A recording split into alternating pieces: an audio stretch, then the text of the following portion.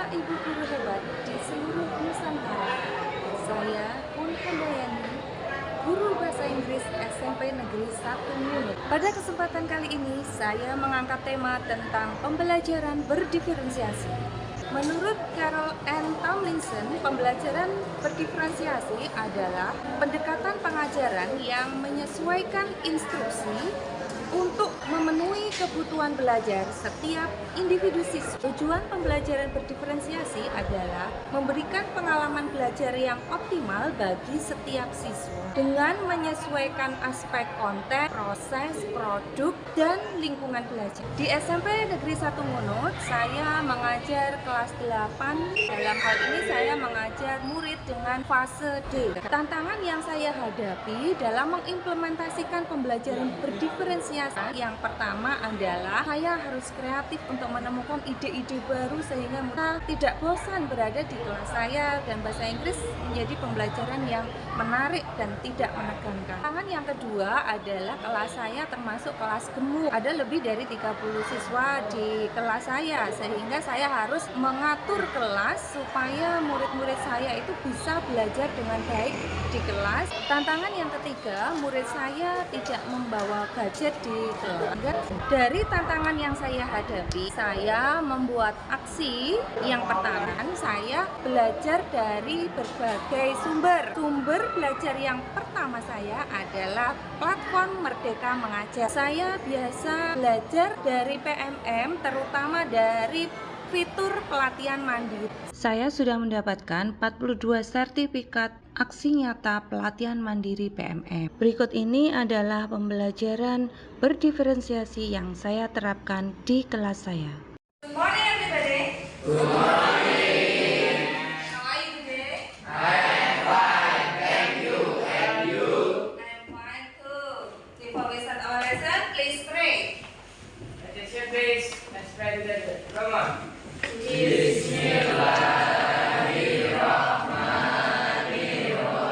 Pembelajaran berdiferensiasi yang saya terapkan di kelas saya adalah dengan memberikan variasi kegiatan atau berbagai macam kegiatan untuk murid di kelas saya. Yang pertama, saya memberikan pembiasaan dengan listening.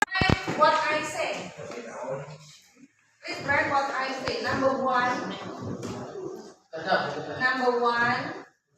state. And then number 10, the village. I will count until 10, ya. So I will count until 10. You must put your paper on my hand. I will count starting from now. 1, 2, 3. Dalam hitungan 10, murid harus mengumpulkan lembaran yang berisi kata-kata yang saya diberikan tadi ke depan kelas, dan itu kegiatan sangat seru karena murid berebut untuk segera mengumpulkan. Saya juga memberikan kegiatan repeating.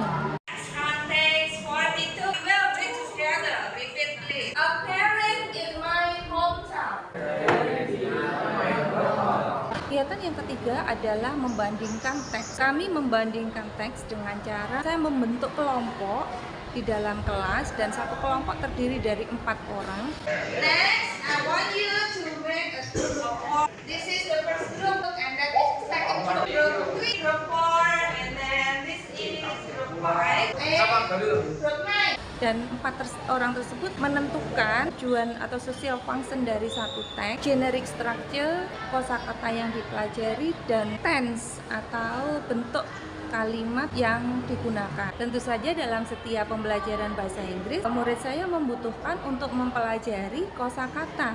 Saya memberikan kesempatan kepada murid saya untuk menggunakan gadget mereka untuk menemukan kosakata bahasa Inggris dari Google Translate. Murid saya memahami suatu kata dengan menerjemahkan kata yang mereka tidak tahu artinya itu dengan membuka Google Translate. Setelah kita mempelajari suatu teks record, kita bertanya jawab baik lisan maupun tulis tentang teks yang dipelajari. Di akhir pembelajaran, saya meminta murid saya untuk melakukan kegiatan menulis. Di materi recount teks ini, saya meminta murid saya menulis tentang pengalaman yang telah lampau mengenai merayakan hari kemerdekaan. Asesmen yang saya berikan kepada murid saya terdiri dari berbagai teknik. Yang pertama, saya melakukan pengamatan. Pengamatan yang saya lakukan itu saat kegiatan kelompok dan sepanjang pembelajaran. Kegiatan ini saya lakukan yang pertama untuk mengetahui sejauh mana pemahaman murid saya dari materi yang dipelajari. Yang kedua, untuk mengetahui gaya belajar murid saya. Dan yang ketiga, untuk mengetahui apa yang harus saya lakukan untuk memperbaiki pembelajaran saya berikutnya. Asesmen yang kedua yang saya lakukan adalah saya juga mengambil asesmen yang disediakan oleh Quizizz. Jadi saya memberikan variasi kegiatan dan variasi jenis asesmen kepada murid saya agar kelas saya tidak membosankan. Saya juga menggunakan Quizizz Papermood atau Quizizz mode kertas. Quizizz Papermood ini sangat membantu murid yang tidak memiliki gadget dan juga tidak memiliki paket data. Dalam Quizizz Papermood ini, murid diberikan barcode yang sudah saya siapkan dan menjawab pertanyaan dengan mengangkat barcode. Saya juga membuat media alat peraga yang saya beri nama pagar betis. Pagar bersingkatan dari Papan English Grammar, membuat pembelajaran bahasa Inggris tidak sulit. Pagar betis ini terdiri dari papan dan serangkaian kalimat yang sudah saya siapkan dan dicetak dibentuk dalam awan-awan yang menarik. Dengan menggunakan media pagar betis ini, murid saya memahami tentang menggunakan 3 tenses, yaitu simple present, simple past, dan simple future. Saya juga membuat media pembelajaran interaktif yang saya beri nama telepati. Media pembelajaran interaktif telepati ini merupakan media yang dibuat dari Canva yang digabungkan dengan Quizizz dan Wordwall. Tujuan dari media ini adalah agar siswa dapat menceritakan kegiatan yang terjadi di waktu lampau. Telepati merupakan kepanjangan dari Telling Experience in the Past Time. Sesuai tujuannya, media pembelajaran interaktif ini menyediakan materi dan kuis yang membantu murid memahami dan menggunakan pola kalimat simple past tense, dan pada akhirnya murid dapat menceritakan pengalaman masa lampau menggunakan kalimat dengan grammar yang benar. Hasil dari apa yang telah saya lakukan terkait dengan pembelajaran diferensiasi. Yang pertama, murid saya tidak merasa tegang, mereka ceria dengan kegiatan pembelajaran yang saya lakukan. Hasil yang kedua adalah peningkatan hasil belajar murid.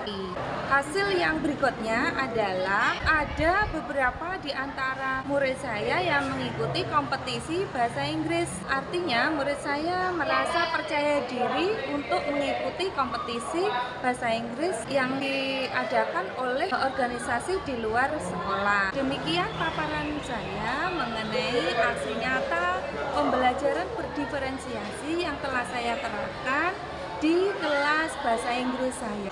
Semoga paparan ini bermanfaat dan semoga kita bisa memberikan pembelajaran yang optimal di kelas dan bisa memenuhi kebutuhan belajar setiap murid. Kelas bahasa Inggris banyak sekali kegiatan yang kita lakukan seperti listening, memahami kosakata, diskusi kelompok, dan juga presentasi. Saya juga jadi tahu apa yang sedang dipelajari dan dengan itu nilai saya menyenangkan dan tidak menegangkan. Dengan banyaknya kuis, kegiatan bahasa Inggris menjadi lebih menantang. Di kelas bahasa Inggris, kami banyak melakukan kegiatan seperti listening, speaking, diskusi, pemain kosakata, dan diskusi kelompok. Dengan seperti itu, nilai kita semakin meningkat. Menurutmu permainannya gimana? Seru. Seru ya? Tentang apa itu? Recount text. Soalnya di kuisnya itu ada berapa level? 3 level. Terus tentang apa saja? Kalau level 1 itu disuruh apa itu? Memasangkan kata. And then level 2 nyusun. Terus and then level 3 menjawab pertanyaan. Ini siapa jenengnya? Aldi. Menurutmu gimana? Seru ya? Pengen main lagi? Iya. Bisa membuat paham? Bisa. Tentang apa itu materinya? Recontact. Menurutmu permainannya gimana, Sarila? Seru, Bu, seru. Seru, seru. Sudah selesai semua? Sudah. Sampai refleksi? Sudah. Skornya betul semuanya? Yes. Very good ya. Terus yang paling seru itu level berapa? Level 2. Level 2. Soalnya kenapa kok paling seru? Agak susah ya? Agak susah. Zahra ya. Zahra suka permainannya? Suka, Bu. Suka. Tentang apa itu? Simple past tense. Simple past tense. Yang paling seru level berapa? Level 2. Level 2 yang menyusun ya. Oke.